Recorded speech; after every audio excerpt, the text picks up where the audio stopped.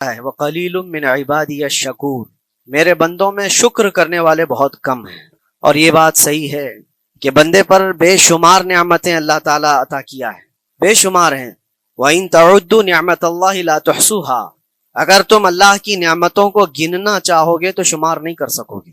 شیخ Saadi رحمۃ اللہ تعالیٰ علیہ فرماتے ہیں کہ تمہارا ایک سانس لینا بھی نعمت ہے، سانس کا باہر نکالنا بھی نعمت ہے، اور اگر صرف سانسوں کی نعمتوں کا شکر ادا کرنے پر بندہ بیٹھ جائے تو پوری عمر اس کی تمام ہو جائے۔ باقی نعمتوں کا کیا ہے؟ بے شمار نعمتوں سے نوازا ہے اللہ تعالیٰ نے، لیکن انسان کی فطرت میں یہ بھی ہے کہ کبھی ایک چیز کی کمی محسوس ہوتی ہے تو وہ واویلا مچاتا ہے، بہت شور کرتا ہے کہ مجھے یہ تکلیف ہوئی، وہ تکلیف ہوئی۔ اس کے صحت کے زمانے کو وہ یاد نہیں کرتا، مصیبت کے زمانے کو بہت جلدی یاد کرتا ہے۔ اسی لیے شکر گزار بندے بہت کم ہیں۔ عادت یہ ڈال لیں جب مصیبت آئے، کوئی تکلیف آئے تو ہمارے اندر یہ احساس پیدا ہو جائے کہ میرے گناہ اس سے بھی بڑی مصیبت کے لائق تھے، اللہ نے کم مصیبت عطا کی۔ جب کوئی بیمار ہو جائے، جب کبھی کسی آفت میں مبتلا ہو جائے تو یقیناً درد تو ہوتا ہے، آدمی سہن نہیں کر پاتا، لیکن احساس دل میں یہ پیدا کرے اگر وہ انصاف کرنے پر آئے رب تبارک و تعالی میرے ہر گناہ کے بدلے بڑی بڑی سزائیں دے سکتا ہے، میں چھوٹی سی سزا میں ملوث ہوں، اللہ کریم اس کا شکر ہے۔ اسی طرح سے میرے عزیزو ایک بات میں آپ کو بتاتا ہوں، خاص طور پر ہمارے قید کے زمانے میں بہت سارے ایسے قیدی جیل کے اندر جانے کے بعد ان کے حالات ایسے ہو جاتے ہیں، وہ نا امید اور مایوس ہو کر کفریہ جملے بکنے لگ جاتے ہیں۔ ان کے حالات ایسے ہو جاتے ہیں کوئی خدا نہیں، اگر ہوتا تو ہماری سنتا، بہت کچھ عبادتیں بھی کرتے ہیں، نہیں جب قبول ہوتی ہے تو مایوس ہو جاتے ہیں۔ تو یہ تو اندر کے حالات ہیں، باہر بھی کسی کے ساتھ ایسا ہو سکتا ہے۔ میں تو 10 سال سے دعا کر رہا ہوں، اولاد ہی نہیں ہوئی، کوئی یہ کہتا ہے۔ شادی ہو گئی 10 سال ہو گئے، بچے نہیں ہو رہے ہیں۔ کوئی یہ کہتا ہے کہ میری بیٹی کا رشتہ ہی نہیں ہو رہا، ہر وظیفہ کر لیا، ہر دعا کر لیا، پھر یہاں سے نا امیدی، نا شکری، یہ جملے انسان کو کہاں تک پہنچا دیتے ہیں۔ ایک بات میں آپ کو بتاؤں، مولا علی کرم اللہ وجہہ الکریم کی یہ حکمت بھری بات ہے، ارشاد فرماتے ہیں جب کبھی مصیبت آئے اللہ کی طرف سے تو یہ امتحان ہے یا سزا ہے، کیسے پتا چلے؟ ظاہر سی بات ہے ہر کوئی یہ کہتا ہے یہ تو اللہ کی طرف سے امتحان ہے، آزمائش۔ ہم بھی اندر تھے تو یہ بار بار احساس دلایا جاتا تھا، اور بعض لوگ یہ کہتے تھے کہ اللہ کی طرف سے آزمائش ہے، امتحان ہے، اس کو گزار لیجیے۔ بعض مرتبہ امتحان ہے اور بعض موقعوں پر سزا ہے، اور سزا کب ہے اور امتحان کب ہے یہ کیسے پتا چلے؟ بہت بڑا فارمولہ ہے۔ مولا علی کرم اللہ وجہ الکریم فرماتے ہیں جب کبھی تم پر کوئی مصیبت آئے تو یہ دیکھ لینا ان مصیبتوں کے دن میں تم اگر اللہ سے زیادہ قریب ہو گئے ہو، دعا زیادہ کرنے لگ گئے ہو، وظیفے زیادہ کرنے لگ گئے ہو، تو اس کا مطلب ہے کہ اللہ تعالیٰ تم کو امتحان میں رکھا ہے۔ اور اگر مصیبتوں کے آنے کے بعد بندہ دور ہو جاتا ہے اللہ سے، پھر وہ بپھر جاتا ہے، گناہ زیادہ کرنے لگتا ہے، تو سمجھ لو یہ سزا میں ملوث ہے۔ اب سب کی زندگی میں یہ مصیبتیں جب آتی ہیں تو خود اپنے آپ کو ریئلائز کرے، احساس کر کے دیکھے کہ مصیبت آئی ہے تو میرے ہاتھ میں تسبیح آ گئی یا پھر گالی گلوچ، مصیبت یا آفت آئی ہے میرے گھر پر تو میں عبادت اور نماز کی طرف زیادہ جا رہا ہوں یا پھر عیش و عشرت کی طرف زیادہ جا رہا ہوں، تو تمہیں خود پتا چل جائے گا کہ تم اللہ کی طرف سے امتحان میں ہو یا پھر سزا میں ہو۔ میرے عزیزو بہت مقامات ایسے ہیں جہاں پر بظاہر مصیبت کی حکمت ہمیں نہیں معلوم ہوتی کہ کیوں آئی یہ مصیبت، کیوں دی گئی ہے ہمیں ایسی تکلیف۔ اسی کا نام تقدیر ہے کہ اللہ تعالیٰ کے لکھے ہوئے پر راضی رہنا یہ مومن کی شان ہے۔ مومن کو ہمہ وقت اللہ تبارک و تعالیٰ کی طرف سے لکھی ہوئی اس تقدیر پر راضی رہنا ہے۔ آپ کو میں ایک بات بتا دوں، حضرت ابو جندل ایک صحابی ہیں، مکہ مکرمہ میں ایمان لائے، رسول پاک صلی اللہ تعالیٰ علیہ وسلم جب ابھی مکہ میں تھے، اس وقت غریب صحابہ کو کفار مکہ، مشرکین مکہ کس طرح سے پکڑ کر مارتے تھے، کیسے کیسی سزائیں دیا کرتے تھے۔ اسی اسنا میں اللہ کے نبی صلی اللہ علیہ وسلم ہجرت کر کے مدینے تشریف لے گئے، لیکن جو ابو جندل تھے یہ قید میں تھے، ان کا باپ خود ان کو قید میں رکھا ہوا تھا، اور ایسی قید کہ زنجیریں بندھی ہوئی رہتی تھی، مسلسل کئی سال گزر گئے۔ حضور پاک صلی اللہ تعالیٰ علیہ وسلم کی ہجرت کے 6 سال گزر جانے کے بعد 7واں سال تھا جب آپ کو بتاؤں حدیبیہ کا وہ منظر پیش آیا جس کو صلح حدیبیہ کہا جاتا ہے۔ تقریباً 1400 صحابہ کے ساتھ رسول کریم صلی اللہ تعالیٰ علیہ وسلم عمرہ کرنے کے لیے آئے، لیکن اس وقت مکہ کے کفار و مشرکین مکہ سے تقریباً 35 کلومیٹر باہر دور آپ کا راستہ روک لیا، کہا ہم آپ کو عمرہ کرنے نہیں دیں گے، آپ کے اصحاب کو، آپ کے صحابہ کو ہم مکہ میں انٹر ہونے نہیں دیں گے۔ جنگ جیسی نوبت آ گئی تھی، لیکن حضور پاک صلی اللہ تعالیٰ علیہ وسلم اور صحابہ احرام پہن کر کے عمرہ کرنے کے لیے آئے، تو پھر درمیانی راستہ یہ اختیار کیا گیا. حضور پاک صلی اللہ علیہ وسلم نے فرمایا کہ ہم صلح کر لیتے ہیں، کچھ ایگریمنٹ ہو جائے ہمارے اور تمہارے درمیان، جنگ نہیں کریں گے آج سے، جنگ بندی ہو جائے. تو کفار مکہ اس بات پر راضی ہوئے، اور اس کے بعد صلح، جس کو کہتے ہیں صلح حدیبیہ، یہ بہت مشہور ہے. صلح حدیبیہ ہوئی، اس میں سارے پوائنٹس جو لکھے گئے تھے ایگریمنٹ کے اندر وہ سب مکہ والوں کی حمایت میں زیادہ تھے. دبا کر کے انہوں نے صلح کی تھی اس طرح سے ان کے نظام کے مطابق.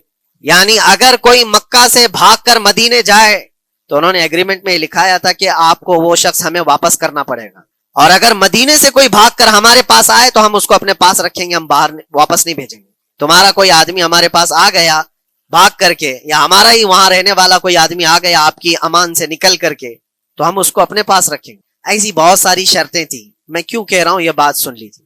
یہ صلح حدیبیہ ہو گئی، ایگریمنٹ ابھی لکھا جانا تھا. وہ ابو جندل صحابی جو کئی سالوں سے مکہ میں قید میں تھے، زنجیریں توڑ کر کے وہ باہر نکل آئے.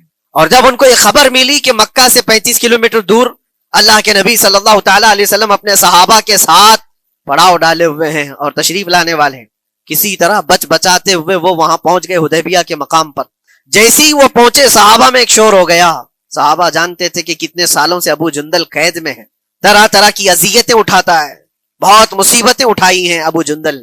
دیکھا ان کے جسم پر پورے زخموں کے نشان تھے، ہاتھوں اور پیروں میں زنجیریں لٹکی ہوئی تھیں. وہ اسی حالت میں صحابہ کے پاس آ گئے. صحابہ سب نے سینے سے سینہ لگایا، استقبال کیا. ابو جندل تم آ گئے ہمارے پاس، آ گئے. اب بات سنو، بڑی حیرت کی ہے. ایگریمنٹ لکھا جا رہا تھا اور ابو جندل مکہ سے فرار ہو کر کے آئے تھے. ابو جندل کا جو باپ ہے اور دوسرے جو رئیس مکہ کے تھے، قریش کے سردار، سبوں نے ہاتھ روک لیا اور کہا ہمارا ایک آدمی بھاگ کر آپ کے پاس آیا ہے، ایگریمنٹ کے مطابق اس کو آپ ہمیں واپس کرنا ہوگا، واپس لوٹانا ہوگا. مکہ میں رہنے والا شخص آپ کے پاس آیا ہے، وہ ہمارا قیدی ہے. حضور پاک صلی اللہ تعالی علیہ وسلم نے فرمایا ابھی تو لکھا نہیں گیا، اس سے پہلے وہ آیا ہے، چھوڑ دو اس کو، اس کے بعد جو بھی ہوگا اس پر عمل کریں گے. مکہ والوں نے کہا نہیں، ہم نہیں مانتے اس چیز کو. حضور پاک صلی اللہ تعالی علیہ وسلم نے یہاں تک فرمایا اس ایک شخص کو میری ضمانت میں دے دو، باقی تمہاری ساری شرطیں منظور کر لی جائیں گی. وہ رحمت للعالمین نبی اکرم صلی اللہ تعالی علیہ وسلم اپنے غلاموں پر رحم کیسے نہ کریں. جب ان حالات میں دیکھا ابو جندل کو تو صحابہ بھی حضور کے پاس آئے اور کہا یا رسول اللہ صلی اللہ علیہ وسلم صلح کیوں کر رہے ہیں، ان کے ساتھ جنگ کریں گے ہم، ان کو ہم نے بدر میں، احد میں، خندق میں ان کے ساتھ جو مقابلے کی ہمیں تجربہ ہے، ہم ان کے پرخچے اڑا دیں گے، آپ اجازت دیں ہم جنگ کریں گے. اللہ کے نبی فرماتے ہیں میں جو دیکھ رہا ہوں وہ تم نہیں دیکھ رہے ہو، اللہ کا حکم نہیں ہے جنگ کرنے کا، صلح ہے. صلح ہو گئی، لکھا جا رہا تھا. اور یہ ابو جندل آئے. آپ جب حضور پاک صلی اللہ تعالی علیہ وسلم نے فرمایا ٹھیک ہے ایگریمنٹ کے مطابق ابو جندل کو مکہ واپس بھیجنا پڑے گا، اتنا فرمایا تھا حضور نے، ابو جندل دھاڑے مار مار کر رونے لگے اور صحابہ کو جا کر کے اپنے زخم دکھانے لگے کہ دیکھو مجھے واپس بھیجا جا رہا ہے، مجھے واپس بھیجا جا رہا ہے. تو صحابہ کے اندر بھی جوش تھا. اپنا آدمی جب کوئی اتنا مظلوم ہو، اتنا مار کھایا ہو، اور پھر واپس انہی ظالموں کے سامنے اس کو بھیجا جانا ہو تو کیا کیفیت ہوگی. تو وہ ابو جندل سارے صحابہ کے بیچ میں چھپ چھپاتے ہوئے رو رہے تھے. اللہ کے نبی صلی اللہ علیہ وسلم تشریف لائے اور فرمایا ابو جندل میں کہہ رہا ہوں واپس چلے جاؤ، واپس جاؤ، مکہ جاؤ. تو انہوں نے کہا یا رسول اللہ صلی اللہ علیہ وسلم ان زخموں کے ساتھ واپس جاؤ. اللہ کے نبی صلی اللہ علیہ وسلم نے فرمایا ہاں ابو جندل اللہ کی مرضی یہی ہے، اور اللہ کا نبی وہی کہتا ہے جو اللہ کی مرضی ہوتی ہے. یہ میں کہہ رہا ہوں بظاہر تکلیفوں کی حکمت ہمیں معلوم نہیں ہوتی، لیکن ہمیں عمل کرنا چاہیے. نبی پاک صلی اللہ تعالی علیہ وسلم کا جب حکم ہوا، ابو جندل انہی زنجیروں کے ساتھ ان کے باپ کے حوالے کر دیے گئے. وہ گھسیٹتے ہوئے لے جا رہا تھا، گھسیٹتے ہوئے واپس انہی قیدیوں کی طرح لے جا رہا تھا. سب کی آنکھوں میں آنسو تھے، لیکن حکمت الہی کیا ہے یہ کون جانتا ہے. بظاہر اللہ تبارک و تعالیٰ کی طرف سے یہ دی ہوئی آزمائشیں، یہ تکلیفیں، اس کی حکمت وہ بہتر جانتا ہے. جب ابو جندل کو واپس کیا گیا ایک سوال اٹھتا ہے میرے عزیزو. یہ میں قید کی حالت میں رہ کر کے ایک شخص نے مجھ سے سوال کیا تھا، آپ تو اللہ کے نبی صلی اللہ تعالیٰ علیہ وسلم کی ناموس کی بات کرتے ہو، حضور کی محبت کی بات کرتے ہو، ان کے عشق کی بات کرتے ہو، اور یہ بھی کہتے ہو کہ نبی پاک صلی اللہ تعالیٰ علیہ وسلم دستگیری کرتے ہیں، اپنے غلاموں کی مدد کرتے ہیں، تو اتنے دنوں سے کیا آپ نے حضور کو نہیں پکارا؟ کیا رسول پاک صلی اللہ تعالیٰ علیہ وسلم سے محبت اور عشق کی بات کے بعد آپ نے بھیک نہیں مانگی؟ اس وقت یہ واقعہ یاد آیا، میں تو ابو جندل کے پاؤں کے ناخن کی مٹی کے برابر بھی نہیں۔ وہ صحابی رسول تقریباً ان کے متعلق کہا گیا ہے 6 سے 8 سال تک وہ ان کی قید میں رہے۔ تو کیا رسول پاک صلی اللہ علیہ وسلم کو خبر نہیں تھی؟ خبر تھی، لیکن ہوتا ایسا ہے کہ جو جتنی محبت کرتا ہے اتنے ہی امتحانوں سے گزارا بھی جاتا ہے، اس کو امتحان دینے پڑتے ہیں۔ اسی لیے بار بار میں یہ بات کہتا ہوں، حضور پاک صلی اللہ تعالی علیہ وسلم کی ناموس کی بات کرنا، عظمت رسالت کی بات کرنا، یہ حلوے پراٹھے کھانے کا نام نہیں ہے، یہ شہادت گہے الفت میں ہے قدم رکھنا۔ لوگ آسان سمجھتے ہیں مسلمان ہونا، حضور پاک صلی اللہ تعالی علیہ وسلم کی شریعت طاہرہ کو بچانے کے لیے ہی تو، حضور کی ناموس کی حفاظت کے لیے ہی تو مولا امام حسین نے اپنی گردن دے دی، اپنے بچوں کی قربانی دے دی، اپنا عیش آرام سب تیاگ دیا۔ یہ ساری قربانیوں کے بعد ہی اس امتحان سے بندہ نکلتا ہے۔ وہ امام احمد بن حنبل جن کے سینے میں 5 لاکھ حدیثیں محفوظ تھیں، رسول پاک صلی اللہ علیہ وسلم کی 5 لاکھ حدیثوں کے حافظ، لیکن بغداد کے ظالم حکمرانوں نے ان کو ننگی پیٹھ پر کوڑے مارے ہیں۔ پہلی مرتبہ 100 کوڑے، دوسری مرتبہ پھر 100 کوڑے، تیسری مرتبہ پھر 100 کوڑے، اتنے میں تو آدمی مر جاتا ہے۔ امام احمد بن حنبل کی پیٹھ جھک گئی تھی۔ میرے عزیزو، یہی ہے جس کو ہم کہہ رہے شہادت گہے الفت میں ہے قدم رکھنا۔ اگر تم سچا ایمان رکھتے ہو تو پھر آزمائش بھی ہوگی۔ اللہ کریم قرآن میں فرماتا ہے فَلَيَعْلَمَنَّ اللَّهُ الَّذِينَ صَدَقُوا وَلَيَعْلَمَنَّ الْكَاذِبِينَ۔ اللہ تبارک و تعالیٰ ضرور آزمائے گا سچا کون ہے اور جھوٹا کون۔ مصیبتیں آئیں گی، آندھیاں آئیں گی، لیکن جمے رہو، ڈٹے رہو، اللہ رب العزت سے کبھی بھی اپنا رشتہ نہ توڑو، اور جو تمہارے اندر ایمان ہے، توکل اور یقین ہے، ذرا برابر بھی فرق آنے نہ پائے۔ آج نہیں قبول ہوئی کل ہوگی، کل نہیں قبول ہوئی پرسوں ہوگی، کبھی نہ کبھی تو دعا قبول ہوگی۔ دنیا داروں کے دروازے کھٹکھٹاتے ہیں تو ایک نہ ایک دن دروازہ کھلتا ہے، وہ ارحم الراحمین ہے، وہ ارحم الراحمین ہے، دروازے کھولتا ہے، لیکن وہ بہتر جانتا ہے کس وقت دروازہ کھلنا چاہیے۔ ہم اپنی مرضی کے مطابق رب کو نہیں چلا سکتے، مولا تعالیٰ جیسا چاہے ہمیں ویسا چلنا چاہیے۔ ایک بات اور میں بتا دوں سید، یہ تو دوسرے لوگوں کی بات ہے جس میں ہمارے قصور ہیں، ہمارے جرم ہیں، ہمارے گناہ ہیں، جس کی وجہ سے مصیبتیں آئیں گی، لیکن اللہ کے نبی کا کوئی گناہ نہیں ہوتا۔ جو نبی ہوتے ہیں وہ معصوم ہوتے ہیں۔ سیدنا یوسف علیہ الصلوۃ والتسلیم، اللہ کے نبی ابراہیم علیہ السلام کے بیٹے اسحاق علیہ السلام، اسحاق علیہ السلام کے بیٹے یعقوب علیہ السلام، یعقوب علیہ السلام کے بیٹے یوسف علیہ السلام، جن کی نسل میں انبیاء کرام جو پورا خاندان نبوت کا ہے، وہ یوسف علیہ السلام کن کن مقامات سے گزارے گئے۔ پہلے بھائیوں نے کنویں میں پھینک دیا، اور اس کے بعد اس زہریلے کنویں سے وہ نکالے گئے۔ جنگل میں کوئی نہیں تھا جب ان کے بھائیوں نے کنویں میں پھینکا تھا۔ اس وقت ایک قافلہ جا رہا تھا، انہوں نے ڈول ڈال کر کے نکال لیا اور پھر لے کر کے گئے۔ یہاں سے کنویں سے تو نکالے، لیکن آگے کی زندگی کیا ہے؟ مصر کے بازار میں لے جا کر قافلے والوں نے بیچ دیا۔ یوسف علیہ السلام پھر خریدے گئے، کس کے ہاں؟ عزیز مصر، بادشاہ مصر کے گھر میں، اور وہاں پر زلیخا آپ پر فدا ہوئی۔ پھر آپ پر الزام بھی لگایا گیا، اور اس الزام کی بنیاد پر آپ کو جیل بھیجا گیا۔ اللہ کے نبی کے دامن پر پیوند تو ہو سکتا ہے، دھبا نہیں ہوتا۔ کسی گناہ کا تصور بھی وہ نہیں کرتے، وہ معصوم ہوتے ہیں، لیکن بغیر کسی قصور کے، بغیر کسی جرم کے آپ کو جیل بھیجا گیا۔ یوسف علیہ الصلوۃ والتسلیم جیل جب گئے، وہ نبی ہو کر کے، اور اس کے بعد دن کٹتے رہے۔ دن کیسے؟ ہفتے کیا، مہینے کیا، سال۔ یوسف علیہ الصلوۃ والتسلیم کے 7 سال گزر گئے۔ جب کبھی کسی انوسینٹ کو، بے قصور آدمی کو تکلیف دی جاتی ہے تو اس کو احساس زیادہ ہوتا ہے، اور جرم کی وجہ سے جب کوئی تکلیف میں آتا ہے تو کمپرومائز کر لیتا ہے، میں ایسا غلطی کیا تھا، مجھے یہ جھیلنا پڑ رہا ہے۔ لیکن جس کا جرم ہی نہیں، نہ کردہ گناہ کی سزا جب دی جاتی ہے، بندہ بہت بکھر جاتا ہے، ٹوٹ جاتا ہے۔ لیکن وہ اللہ کے نبی تھے، توکل کیسا تھا، یقین کیسا تھا، صبر کے ساتھ نکالے۔ لیکن ایک بہت پیاری بات ہمیں ملتی ہے میرے عزیزوں، وہاں قیدی اور بھی تھے، اور یوسف علیہ السلام کو اللہ تعالیٰ نے ایک معجزہ عطا کیا تھا۔ وہ خوابوں کی تعبیر سچی بتاتے تھے۔ خواب کی تعبیر ہوا کرتی ہے، جو بھی خواب دیکھتا ہے آدمی اس میں اشارہ ہوتا ہے اللہ کی طرف سے۔ تو 2 قیدیوں نے خواب دیکھا تھا، یہ قرآن پاک کے سورہ یوسف میں پورا موجود ہے، 12ویں پارے میں۔ 2 قیدیوں نے خواب دیکھا، اپنا خواب انہوں نے بیان کیا یوسف علیہ السلام کو۔ ایک قیدی نے دیکھا کہ وہ سر پر روٹیاں رکھ کر کے لے جا رہا ہے اور پرندے نوچ کر کھا رہے ہیں۔ دوسرے نے دیکھا کہ وہ انگوروں کو نچوڑ کر کے اس کے رس پی رہا ہے۔ تو انہوں نے بتایا یوسف علیہ السلام کے پاس ایسا ایسا ہم نے خواب دیکھا ہے، اس کی تعبیر کیا ہو سکتی ہے؟ سیدنا یوسف علیہ السلام فرماتے ہیں میں دونوں کے خواب کی تعبیر بتاؤں گا، لیکن اس میں سے ایک بندہ، اس سے آپ نے کہا تو وعدہ کر کے میرا بھی کام کرے گا، میرا بھی ایک کام ہے تو کرے گا۔ 7 سال گزر گئے تھے، جو بادشاہ مصر تھا وہ بھی بدل چکا تھا، جس نے قید میں ڈالا تھا وہ ختم ہو گیا، دوسرا آیا، تیسرا آیا، جو بھی آیا، لیکن حکومت بدلی ہوئی تھی۔ تو خواب کی تعبیر بتانے سے پہلے ایک قیدی سے یوسف علیہ السلام نے کہا میرا کام تو کرے گا، اس نے کہا ہاں آپ جو کہیں گے میں کروں گا۔